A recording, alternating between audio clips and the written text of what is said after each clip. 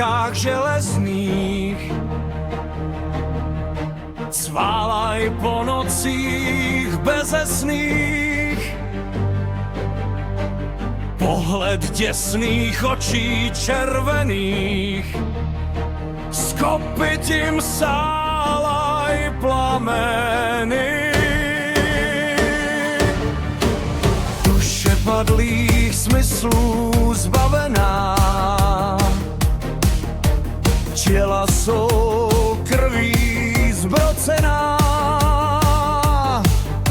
V lesích za kopcem skrýš utajená, náhrobky jsou bez jména.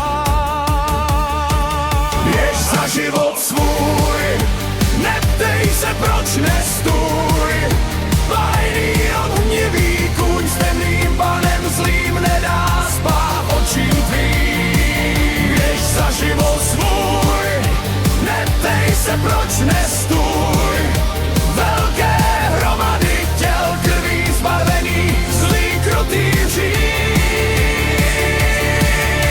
Spinkej můj maličký a nech si něco zdát. V pohádkách buď šťastný, tam, kde svět je krásný. Spinkej můj maličký, však co se může stát? Zlý se neodváží, Bůh nás všechny stráží. Busot koňských kopyt přivolal k nám dětský pláč.